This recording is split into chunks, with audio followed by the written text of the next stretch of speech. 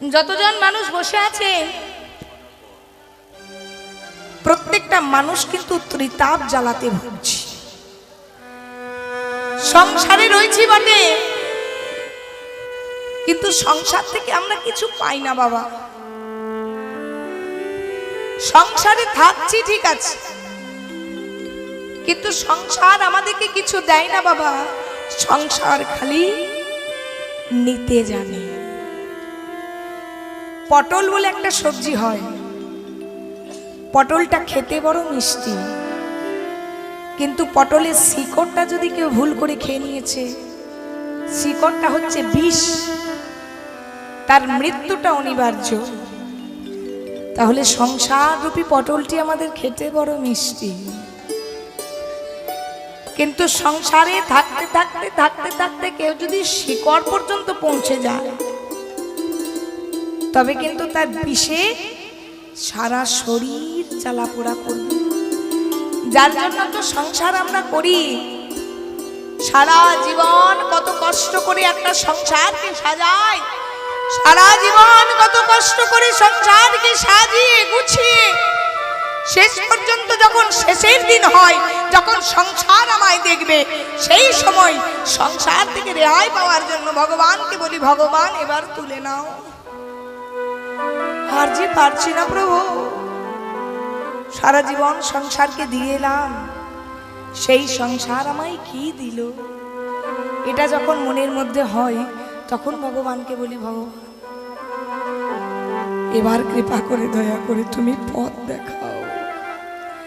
ভগবানের সাথে চেনা পরিচিত থাকবে, তবেই না ভগবান সময় মতো পথ দেখাবে।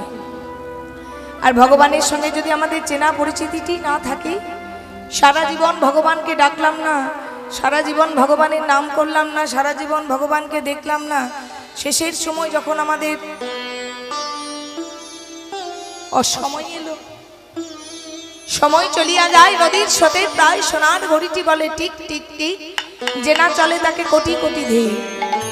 তুলিবি যদি মাখন ছানা সকাল সকাল তোল, কচি বেলায় সাধন ভজন, বেলা হলে বাধায় গণ্ডগোল। দুধ বলুন, ঘি বলুন, মাখন বলুন, ছানা বলুন, সকাল সকাল মন্থন করতে হয়, নচেত বেলা হয়ে গেলে কিন্তু মন্থনটা ভালো হয় না। তেমনি সাধন ভজনের একটা নির্দিষ্ট সময় আছে। কচি বেলায় সাধন ভজন, অল্প সময়ে যদি সাধন ভজন হলো তো হলো, যার হবার হয় তার 5এই হয়, যার হবার হয় না তার 50এও হয় না। আসল কর্ম জন্ম হোক যত তথা কর্ম করো ভালো। এসেছি একা, চলে যেতে হবে একা। হাতে করে কিছু নিয়ে আসেও নি, হাতে করে কিছু নিয়েও যাব না। নিয়ে যখন আসিনি, নিয়ে যখন যাইনি, যে সকল নিয়ে আমরা মেতে আছি সেগুলো ছিল অন্য কারো, এখন হয়েছে আমার, আবার পরে তা অন্য কারোরই হয়ে যাবে। সেগুলোকে নিয়ে এত আমার আমার করে লাভ নেই মা। সময় বুঝে, সময় চিন্তা ভাবনা করে, নিজের শরীর বুঝে, সময় বুঝে ভগবানের চরণে সমর্পণ করে দিতে হবে। তবে অন্তত পরজন্মে গরু ছাগল হব না, অন্তত মানুষ জন্মটা পাবো। মানুষ জন্ম পাওয়া মানে মান আর হুঁশ, আমাদের বোধগম্য আছে, শক্তি আছে, ক্ষমতা আছে। আমরা বুঝতে পারি কিভাবে খাদ্য সঞ্চয় করতে হয়, কখন কিভাবে খেতে হয়, কখন কি কর্ম করতে হয়। একটা কুকুর, বিড়াল, ছাগল তা কিন্তু বোঝে না। একটা বিড়াল যখন তার দাঁতে করে সন্তানটাকে নিয়ে যায়, কত কোমল ভাবে নিয়ে যায়। আবার সেই বিড়ালটা যখন দাঁতে করে তার আধার ইঁদুরটাকে নিয়ে যায়, তখন দাঁত দিয়ে শক্ত করে চিপে ধরে নিয়ে যায়। তাহলে সংসারটাকে একটা গরু ছাগলও বোঝে, আর আমরাও যদি বুঝি, তাহলে তাদের সঙ্গে আর আমাদের তফাৎটা কোথায়? তফাৎটা ওখানেই, তারা ভগবানকে ভজনা করতে জানে না, আর আমরা কিন্তু যেটা নিত্য বস্তু সেটাকে ভজনা করতে জানিনি। তাই গৌর হরিবন হরিবন হরিবন। এই ত্রিতাপ জ্বালা দেবশ্রী নারদ যেই না বৃন্দাবনের মাটিতে নেমেছে, বৃন্দাবনের মাটিতে নেমে যেই না দেখছে তার দিকে ত্রিতাপ জ্বালা আসছে, সঙ্গে সঙ্গে মনে মনে ভাবছে যদি গোবিন্দকে পেতে হয়, যদি কৃষ্ণকে পেতে হয়, তবে যাই একবার একটু এগিয়ে দেখে আসি। এই কৃষ্ণ পাওয়ার আশায় যেই না একটু এগিয়ে গেছে, কোথায়? মনে মনে চিন্তা করছে হয়তো নন্দালয়ে গোপাল খেলা করছে, তাহলে একবার মা বাবার কাছে যাই। যেই না মা বাবার কাছে গিয়েছে, দেখছে কি নন্দরানী একটা নবনীর থালা নিয়েছে। সেই নন্দরানী যে রাজার স্ত্রী, সে আর চুল বাঁধে না, অলংকার পরে না, সে আর পরনে দামি কাপড় পরে না, একটা নবনীর থালা নিয়ে ভিখারির মতো মা আমার এদার উদার করে বেড়াচ্ছে। ওরে গোপাল, ওরে বাবা গোপাল, তোকে যে বড় সাধনা ভজনা করে পেয়েছি বাবা। বাবা রে, তুই এতদিন ধরে আমায় ছেড়ে আছিস বাবা। দেখ, আমি চোখে ভালো করে দেখতে পাই না বাবা। দেখ বাবা, একবার তুই মামা বলে ছুটে আয়। জগৎ সংসারে আমাদের জন্য কেউ কাঁদুক না কাঁদুক মা, জগৎ সংসারে আমাদের জন্য কেউ ভাবুক না ভাবুক, জগৎ সংসারে আমাদের অসময়ে কেউ পাশে থাকুক না থাকুক, একজন কিন্তু আমাদের সঙ্গ ছাড়বে না, সেটা হচ্ছে মা। এই জগৎ জীবনে মনে রাখবেন, মায়ের আগে আপন কেউ হয় না।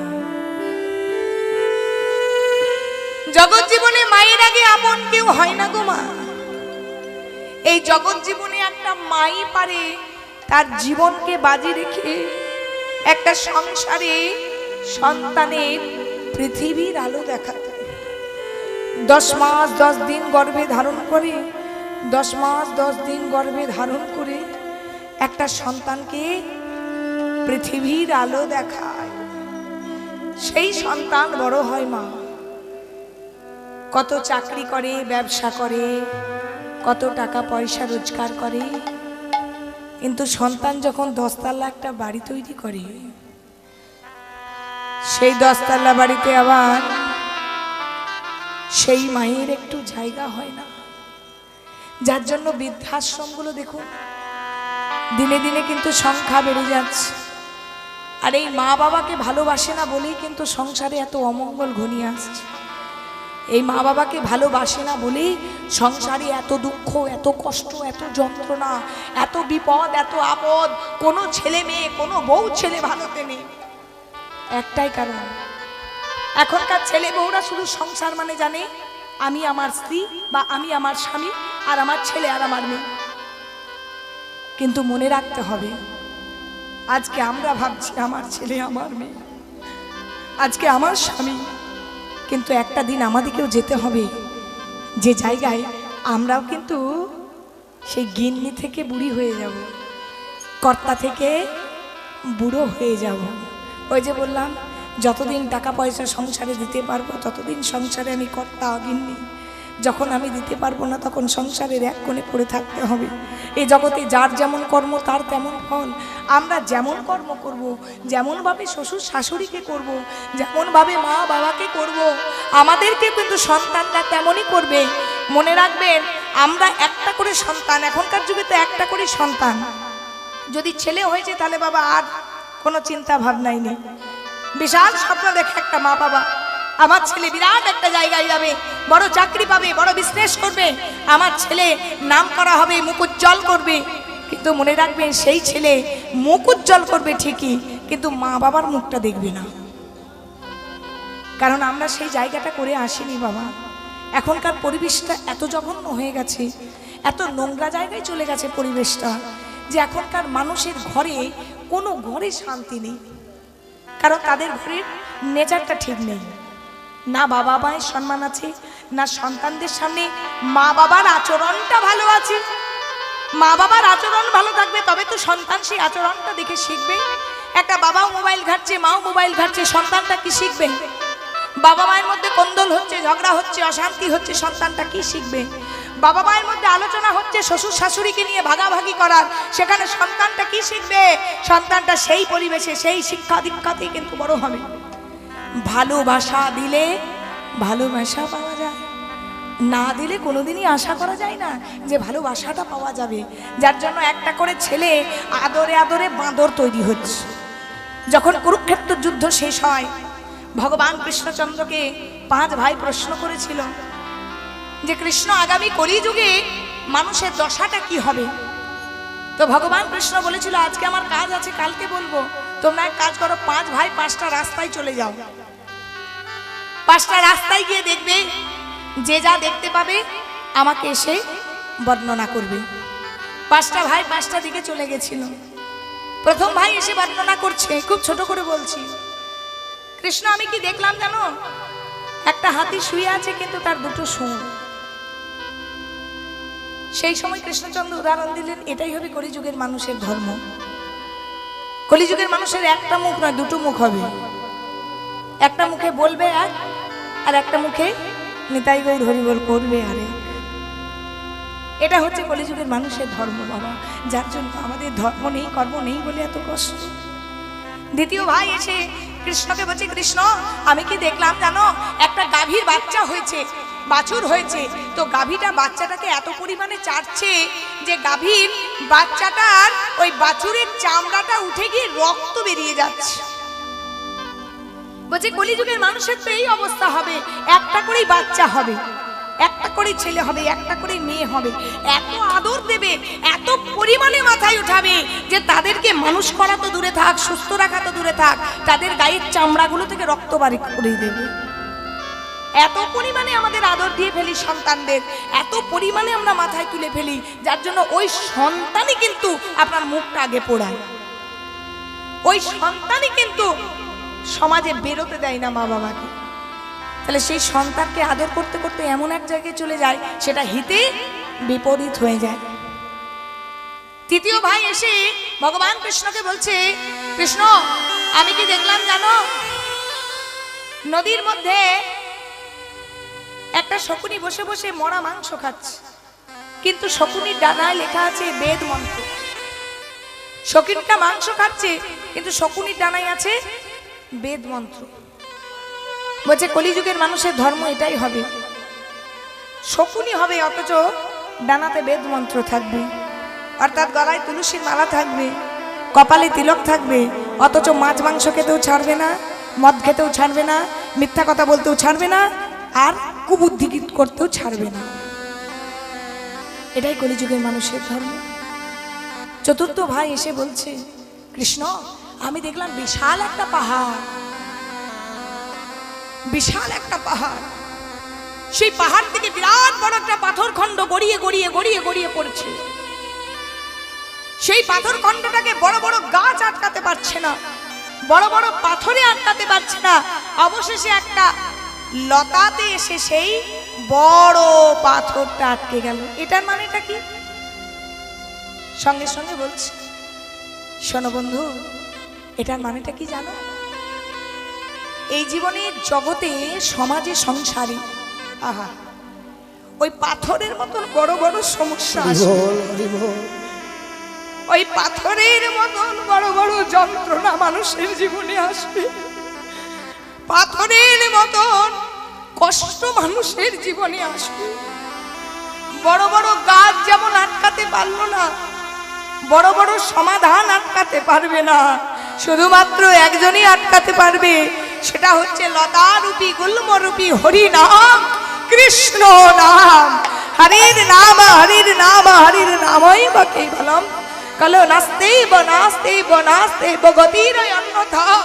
কলিযুগে যতই দান যজ্ঞ করুক, যতই দান করুক, ধ্যান করুক, একটাই পথ হবে, উপায়।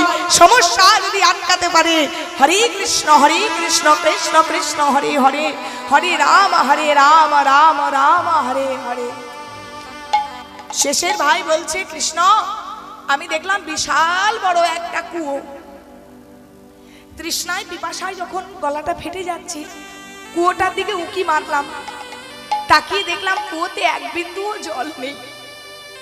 কৃষ্ণ বলছে কলিযুগের মানুষের এই অবস্থা হবে, বিশাল বিশাল কুয়োর মতন টাকা পয়সা থাকবে, অঢেল টাকা পয়সা, বড় বড় গাড়ি, বড় বড় বাড়ি, নামি দামি 10খানা গাড়ি দাঁড় করানো থাকবে, ব্যাংক ব্যালেন্স ব্যাকড আপ থাকবে, নামি দামি গহনা থাকবে, কিন্তু সেই বাড়ির ভেতরে যদি তুমি উকি মেরে দেখতে যাও, বিন্দুমাত্র সুখ তুমি পাবে না। বিশাল বিশাল সম্পত্তির মালিক হবে, কিন্তু দেখবে তার জীবনে বিন্দুমাত্র সুখ নেই। হরি বল হরি বল হরি হরি বল হরি বল। এই তো আমাদের কলিযুগের মানুষের অবস্থা। কলিযুগে মানুষকে ভালো থাকতে হলে মা একে অপরকে সম্মান দিতে জানতে হবে। সর্বপ্রথম ঘরের দেবতাগুলোকে ভালোবাসতে হবে। আগে মা বাবাকে ভালোবাসো, সম্মান করো। বাবা মা মারা গেলে 4 দিনে একটা বেনা গাছ পোতা হয়। সেই গাছের গোড়াতে মিষ্টি ফল না দিয়ে বাবা মা বেঁচে আছে যতদিন যে যা খেতে ভালোবাসে কষ্ট করে তার মুখে তুলে দাও। মারা যাওয়ার পর তার পিণ্ডতে না দিয়ে অন্তত বেঁচে থাকাকালীন তার জিভে স্বাদটা দাও। সেই মা আমার নবনীত থালি নিয়ে কেঁদে কেঁদে বেড়াচ্ছে। নারদের মনে বড় কষ্ট হলো, একই যিনি অনাদির আদি গোবিন্দ স্বতন্ত্র পুরুষ পরমাত্মা ভগবান, সেই ভগবান মাকে কাঁদাচ্ছে। আহা, এ দশা তো দেখা যায় না, এ দশা তো সহ্য করার নয়। ঠিক আছে, এর আমি একটা বিহিত করব। কিছু দূর এগিয়ে গিয়ে দেখলো পিতা আনন্দ একটা চিতা সাজিয়ে রেখেছে। আহা, একই দেখবেন ছেলেদের বুক ফাটে তো মুখ ফাটে না। ছেলেরা তো মেয়েদের মতো কাঁদতে পারে না, বাবাদের মনেও প্রচুর কষ্ট হয়, কিন্তু ভেতরে ভেতরে গুমড়ে গুমড়ে মরে। ছেলেরা ভেতরে ভেতরে কষ্ট পায় আর মেয়েরা নয়নে জল ফেলে। বাবা হয়তো আর কাঁদতে পারছে না, মা না হয় কেঁদে কেঁদে সারা হচ্ছে। নন্দ মনে মনে চিন্তা করছে, গোপাল তুই আমার হাধনের ধন বাবা, তুই আমাদের ছেড়ে চলে গেলি বাবা। সখাগণ কাঁদছে, গাছের পাকা পাকা ফল গাছেই নষ্ট হচ্ছে। কানহাই, যতদিন না তুমি আসবে ততদিন ওই গাছের ফল গাছেই থাকবে। রাধারানী কাঁদছে, মৃত্তিকার ওপরে একটা ছবি এঁকে। এই দৃশ্য আর নারদমুনি সহ্য করতে পারলেন না। নারদমুনি মনে মনে চিন্তা করলেন, এতদিন তো সবাই আমাকে চেনে আমি লাগান ভাজানে দেবতা, আজ থেকে দেখবে আমি মিলন করিয়েও দেখাতে পারি। এই চিন্তা ভাবনা করে দেবশ্রী নারদা বিনা যন্ত্রটিকে বলছে, বিনা, ওরে বিনা রে, চল, এতদিন তুই নারায়ণের নাম করেছিস, আজকে তুই রাধা নাম গাইতে গাইতে দ্বারকায় যাবি। তোর রাধা নাম শুনে যদি কৃষ্ণের এই বৃন্দাবনের কথা মনে পড়ে, ও গো বলো বলো যন্ত্র, সবাই মিলে উলুধ্বনি দেন একবার, কৃপা করে দয়া করে। জোরে জোরে দিন হলো না। রাধা নাম মন্ত্র জাগ যজ্ঞ ব্রত কিছু নাহিয়া, রাধা নামে মন্ত্র জাগ যোগে ব্রত কিছু নাহিয়া। বলো বলো যন্ত্র রাধা নাম মন্ত্র জাগ যজ্ঞ ব্রত কিছু নাহিয়া। বলো বলো যন্ত্র রাধা নাম মন্ত্র জাগ যজ্ঞ ব্রত কিছু নাহিয়া। বলো রে দিনে রাধা নাম দিনে, বলো বলো বিনে রাধা নাম বিনে।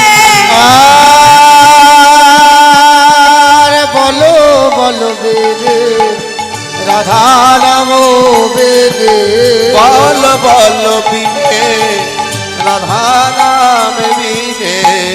এই ত্রিভুবনে কিছু নাহিয়া। বল বল রাধা নামে মাধো জগ যোগে মাধো কিছু নাহিয়া। বল বল যন্ত্র রাধা নাম মন্ত্র জাগ যজ্ঞ ব্রত কিছু নাহিয়া। যেই না রাধা নাম ধরে ডেকেছে, সঙ্গে সঙ্গে প্রাণে গোবিন্দ বলছে, কে শোনালো শোনালো এই রাধা রাধা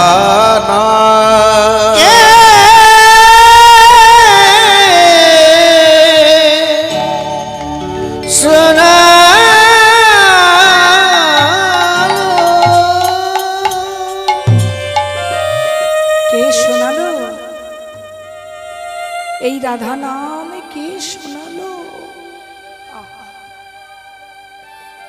রাধা নাম কে শোনালো? এতদিন তো আমি রাধা নাম শুনিনি। গোবিন্দের রাধা নাম শুনি সেই বৃন্দাবনের কথা মনে পড়ে গেছে। বৃন্দাবনের কথা মনে পড়ে আজ প্রাণ গোবিন্দ বলছে রাধারানীর প্রেম, বৃন্দাবনের স্মৃতি সে তো আমি অনেকদিন আগেই ফেলে এসেছি, আবার নতুন করে আমায় কে মনে করালো? আমি তো টিনির কাছে ফেলে এসেছি সেই মধুর বৃন্দাবন। আমি তো টিনির কাছে ফেলে এসেছি সেই মধুর বৃন্দাবন। আমি তো টিনির কাছে ফেলে এসেছি সেই মধুর বৃন্দাবন। আমি তো টিনির কাছে ফেলে এসেছি সেই মধুর বৃন্দাবন। ফেলে এসেছি সেই রাধার হাতে আমার গড়া কুঞ্জ মধুর বৃন্দাবন। আমি তো টিনির কাছে ফেলে এসেছি মধুর বৃন্দাবন। ওগো বৃন্দাবনে সেনা শোভা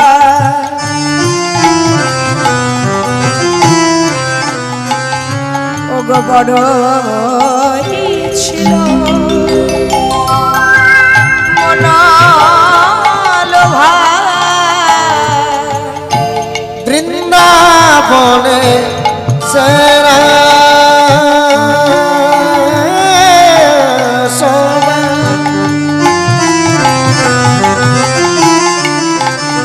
ভগবান ছিল মনোলোভা। পিতানন্দ মা যশোদা আমার পিতানন্দ মা যশোদা। পিতানন্দ মা যশোদা আমার পিতানন্দ মা যশোদা। রাধালিঙ্গ সেই মধুর বৃন্দাবন। আমি তো টিনির কাছে ফেলে হরি বল হরি বল। মধুর বৃন্দাবন। আমি তো টিনির কাছে ফেলে এসেছি মধুর বৃন্দাবন। যেই না দেখেছে দেবশ্রী নারদ এসেছে সঙ্গে সঙ্গে প্রাণ গোবিন্দ বলছে ওগো দেবশ্রী, ও আপনি এসেছেন, আসুন আসুন আসুন আসন গ্রহণ করুন, বসুন। না না, আমি বসতে আসিনি, আমি তোমার কাছে একটা অভিযোগ নিয়ে এসেছি। শোনো, তুমি নাকি ভগবান, তুমি নাকি দয়ার ঠাকুর, তুমি নাকি কাঙালের ঠাকুর। তুমি যদি দয়ার ঠাকুর কাঙালের ঠাকুর হও, তুমি যদি ভগবান হও, তাহলে তোমার কাজ হচ্ছে মানুষের চোখের জল হরণ করা। তুমি মানুষের চোখের জল ফেলছো কেন? তুমি কি কথা বলছো? আমি কার কথা বলছি জানো? শোনো, সেই বৃন্দাবনের কথা। প্রত্যেকটা যুগে তুমি ভগবান হয়েছো, আর প্রত্যেকটা যুগে তুমি যজ্ঞ করেছো, কিন্তু দাপর যুগে তুমি ভগবান হয়েছে কিন্তু কোনো যজ্ঞ করনি। তাই রামের রাজা ছিল, অশ্বমেধে যজ্ঞ করলো। তাই রামের রাজা ছিল, অশ্বমেধ যজ্ঞ করিল। তাই রামের রাজা ছিল, তাই রামের রাজা ছিল, তাই রামের রাজা ছিল, অশ্বমেধে যজ্ঞ করলো। তাই রামের রাজা ছিল, অশ্বমেধে যজ্ঞ করলো। কালে ব্রত যজ্ঞ হবে রে, ও দান মত যোগ্য হবে দান ব্রত যোগ্য হবে এবে। এইবার দানব্রত যোগ্য হবে এবে। শোনো শোনো হে রাজন ত্রিভুবন নিমন্ত্রণ। শোনো শোনো হে রাজন ত্রিভুবন নিমন্ত্রণ। শোনো শোনো হে রাজন ত্রিভুবন নিমন্ত্রণ। শোনো শোনো হে রাজন ত্রিভুবন নিমন্ত্রণ। সবারে করিতে হইবে ও গো সবারে করিতে হইবে। তোমার কাছে একটাই অভিযোগ, তুমি বৃন্দাবনে এই বৃন্দাবন থেকে দ্বারকা রাজা হয়েছো, বৃন্দাবনের মানুষকে কাঁদাচ্ছ, তাই তোমাকে এই যুগে ভগবান হয়ে একটা যজ্ঞ করতে হবে। কি যজ্ঞ? প্রভাসের কুলে দানব্রত যজ্ঞ। তবে শুনে রাখো, প্রভাসের কুলেই দানব্রত যজ্ঞ কেন হবে? প্রভাস নামটা কি করে হলো, দুটো তত্ত্ব জেনে রাখুন। প্রভাযুক্ত আশ সমান প্রভাস। প্রভা মানে হচ্ছে আলো, আশ মানে হচ্ছে ফিরে পাওয়া। পুরনো জ্যোতি ফিরে পাওয়ার নাম প্রভাযুক্ত আশ, প্রভাস। প্রভাসের নাম আগে ছিল সোম তীর্থ। তাহলে প্রভাস কি করে হলো না? চাঁদের গায়ে দেখবেন, চাঁদকে চেনেন তো, আকাশ রাত্রেবেলার আকাশে ওঠে। তাহলে রাত্রেবেলায় আকাশে যে চাঁদ ওঠে, সেই চাঁদের গায়ে দেখবেন দাগ আছে, বলা হয় কলঙ্ক। কিসের জন্য না? একদিন মদন কাম মানে জর্জরিত করেছিল চাঁদকে। মদনের কাছে ছিল 5টি বাণ, মদন, মাদন, শোষণ, স্তম্ভন, মোহন। সেই 5টি বাণের কাজ হলো, যদি পুরুষের দেহে নিক্ষেপ হয় পুরুষ ধাবিত হবে নারীর দিকে, নারীর দেহে নিক্ষেপ হয় নারী ধাবিত হবে পুরুষের দিকে, নারী পুরুষ মিলন হলেই সন্তান হবে, সন্তান হলে জগৎ সৃষ্টি হবে। এবার মদন করলো কি, সেই বাণ নিয়ে চলে গেল চাঁদকে নিক্ষেপ করতে। এবার যেই না চাঁদকে নিক্ষেপ করেছে, চাঁদ কামবানে জর্জরিত হয়ে তার গুরুপত্নী অর্থাৎ গুরুমা তারার প্রতি আকৃষ্ট হয়ে গেছে। আর যেই না তারার প্রতি আকৃষ্ট হয়েছে, গুরুমার সঙ্গে সঙ্গে অভিশাপ দিয়েছে, চাঁদ তুই হচ্ছিস আমার সন্তান তুল্য, আমি হচ্ছি তোর মায়ের মতন, তুই আমার দিকে কুনজরে তাকালি, আমি তোকে অভিশাপ দিলাম, তুই 15 দিনে ক্ষয় হয়ে যাবি।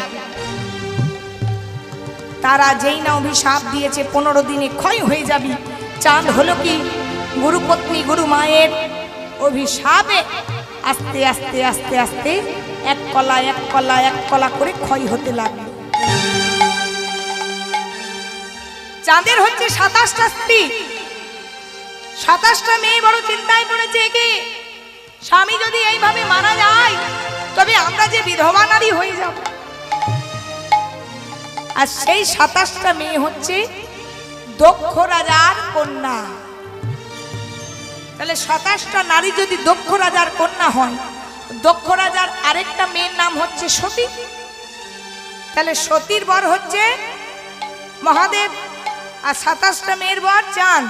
তাহলে দক্ষ রাজার জামাইটা ফার্স্ট ক্লাস পেয়েছে, তাই না?